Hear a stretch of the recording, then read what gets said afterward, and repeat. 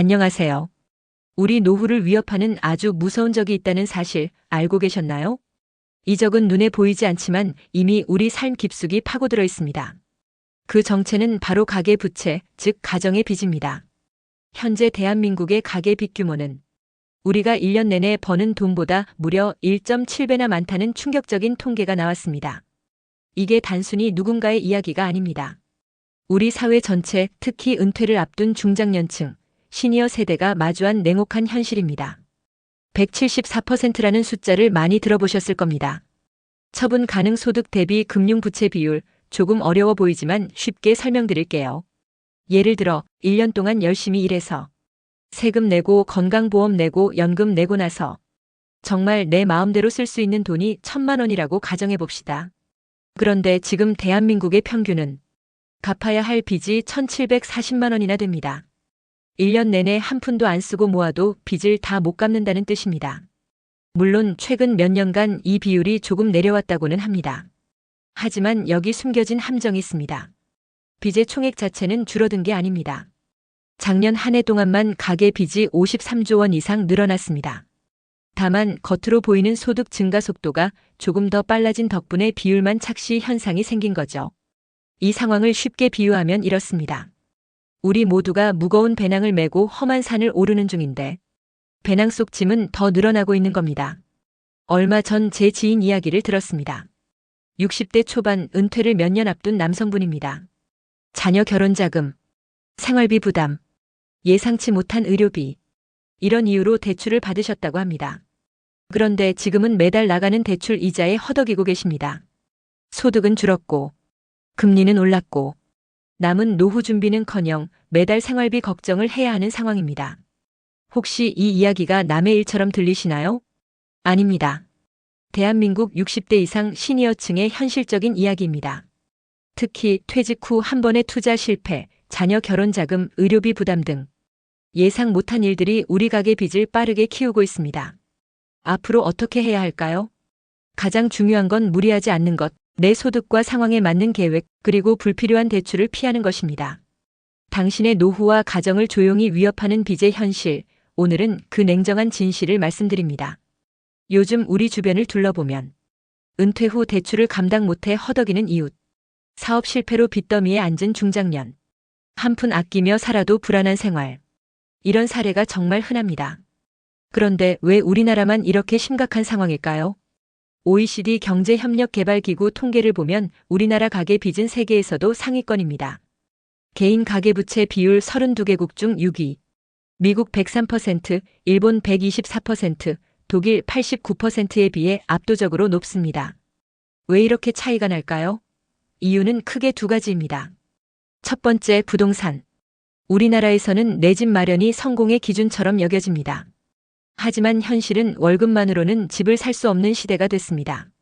그래서 젊은 세대부터 은퇴 세대까지 영끌, 즉 대출을 최대한 끌어다 집을 삽니다. 그런데 정부가 집값을 제대로 잡지 못하고 오히려 대출 규제를 풀어 경기를 띄우다 보니 상황은 더 악화됐습니다. 두 번째, 부족한 사회 안전망. 한번 떠올려 보세요. 퇴직 후 작은 가게 하나 차렸는데 코로나나 경기 침체로 문을 닫은 분들 얼마나 많습니까? 개인의 잘못이 아니라 사회적 재난 속에서도 제대로 보호받지 못하는 현실. 결국 빚을 떠안게 되는 겁니다. 이런 상황이 쌓이면 우리 삶은 어떻게 될까요? 첫 번째 재앙, 소비 실종.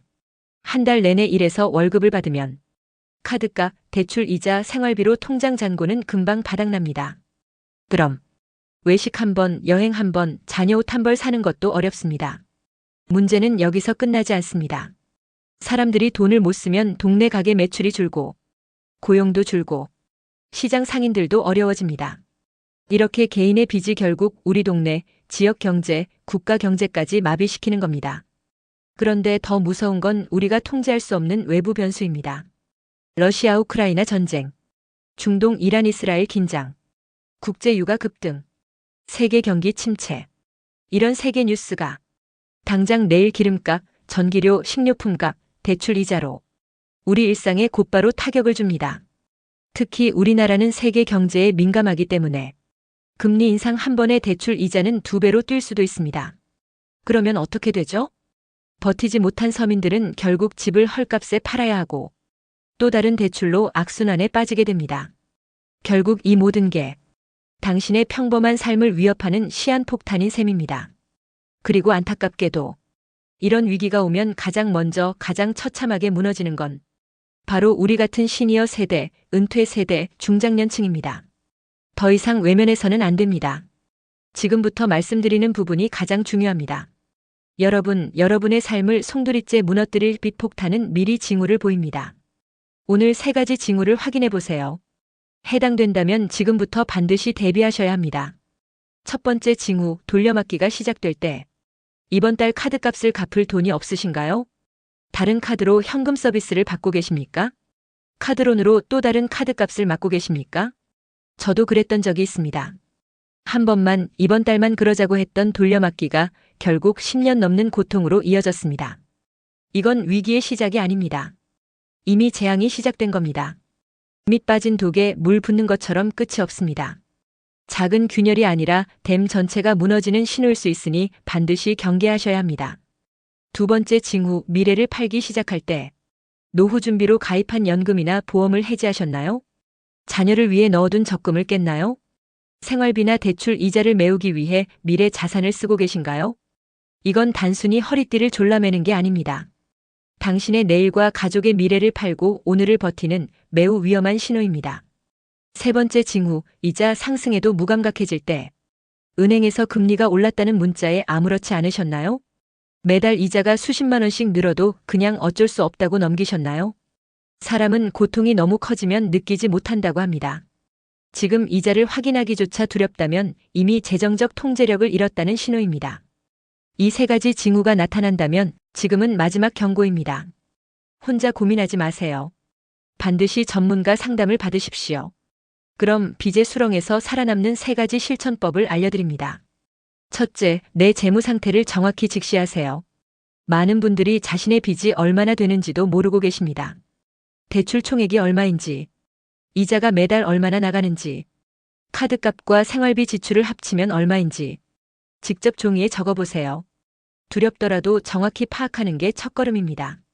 둘째, 불필요한 지출을 강력히 줄이세요. 고정비부터 점검하십시오. 통신비, 보험료, 구독 서비스, 외식비부터 불필요한 부분을 과감히 정리하세요. 생활을 유지하되 불필요한 소비를 막는 게 핵심입니다.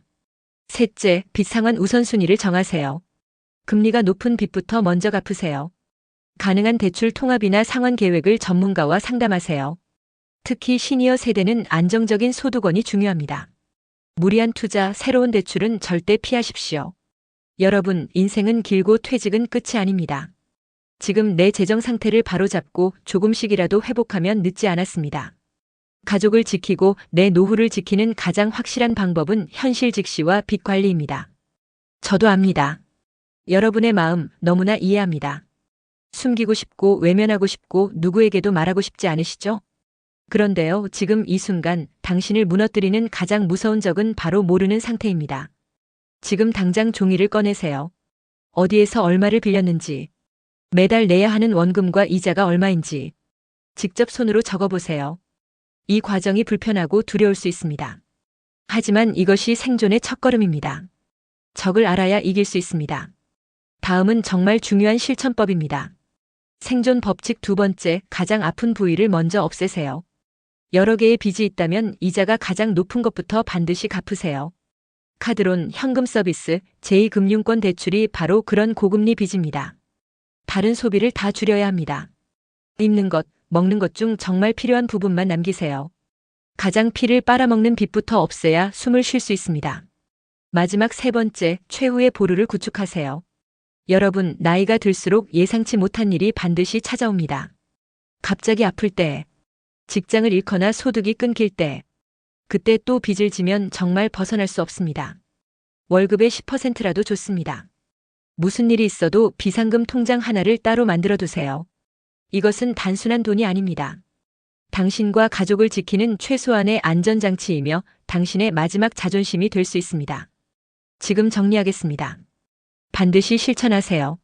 첫째, 내 빚 목록을 정확히 작성하세요. 둘째, 가장 이자가 높은 빚부터 우선 상환하세요. 셋째, 비상금 통장을 만들어 반드시 유지하세요. 이 세 가지를 실천하면 당신의 삶은 반드시 바뀔 수 있습니다.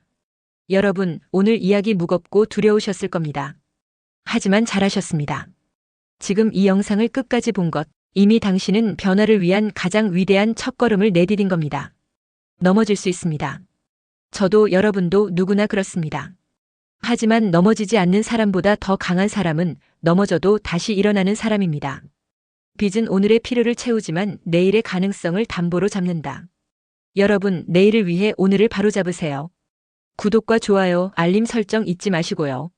다음 영상에서 찾아뵙겠습니다. 감사합니다.